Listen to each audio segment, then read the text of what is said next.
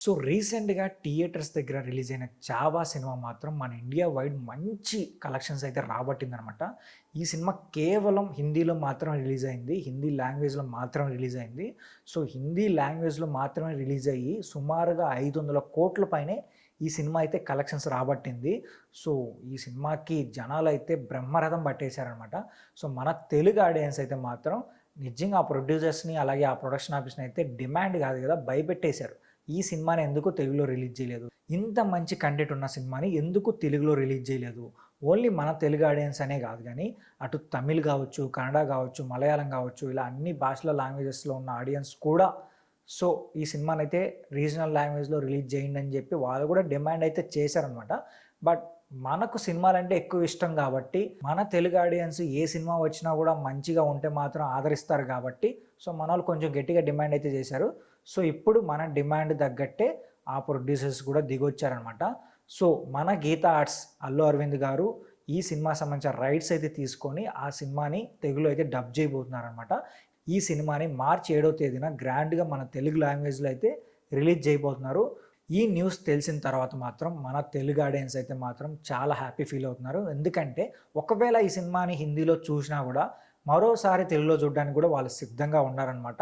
So ఈ cinema impact అయితే అలా ఉంది కాబట్టి ఇంకో విషయం ఏంటంటే కొన్ని సంవత్సరాల క్రితం 'కాంతార' సినిమా రిలీజ్ అయింది కదా! సో ఆ సినిమాను కూడా మన గీతా ఆర్ట్స్ వాళ్ళే సో వాళ్ళు కొనుక్కొని మన తెలుగులో అయితే డబ్ చేశారనమాట. యాక్చువల్‌గా ఆ సినిమా కూడా ఫస్ట్ కన్నడ లాంగ్వేజ్‌లోనే మన తెలుగులో కూడా రిలీజ్ అయిందనమాట. అంటే మన తెలుగు రాష్ట్రాల్లో కూడా రిలీజ్ అయింది. బట్ ఇక్కడ కూడా మంచి రెస్పాన్స్ రావడంతో సో ఇక్కడున్న ఫ్యాన్స్ అలాగే ఇక్కడున్న ఆడియన్స్ కూడా ఇంత మంచి సినిమాని తెలుగులో డబ్ చేసి రిలీజ్ చేయొచ్చు కదా అని చెప్పి అప్పుడు కూడా డిమాండ్ అయితే చేశారు. సో ఆ డిమాండ్‌ని ఒప్పుకొని ప్రొడ్యూసర్స్ అయితే గీతా ఆర్ట్స్ వాళ్ళైతే 'కాంతార' సినిమాని తెలుగులో అయితే డబ్ చేశారనమాట. ఆ సినిమా మన తెలుగు రాష్ట్రాల్లో ఇంచుమించు 60,00,00,000 పైనే కలెక్షన్స్ అయితే రాబట్టింది.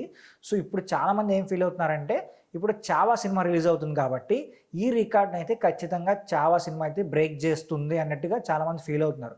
ఇంకో విషయం ఏంటంటే ఆల్రెడీ 'తండేల్' సినిమాతో అయితే గీతా ఆర్ట్స్ వాళ్ళు మంచి లాభాలైతే తెచ్చుకున్నారు. ఇంచుమించు 100,00,00,000 పైన ఈ సినిమా కలెక్షన్స్ రాబట్టింది కాబట్టి సో ఇప్పుడు వరుసగా రెండో హిట్ కూడా రాబోతుందని చెప్పి ఆడియన్స్ అయితే ఫీల్ అవుతున్నారనమాట. సో మంచిగా ప్రాఫిట్స్ అయితే వాళ్ళు తెచ్చుకోవచ్చు అని కూడా ఫీల్ అవుతున్నారు. 'కాంతార' రిలీజ్ అయింది కేవలం 1 వీక్ గ్యాప్‌తోనే ఐ థింక్ 1 వీక్, 2 వీక్స్ ఆ టైం పీరియడ్‌లోనే రిలీజ్ అయిందనమాట. వెంటనే రిలీజ్ చేసేసారు. పెద్ద టైం అయితే తీసుకోలేదు.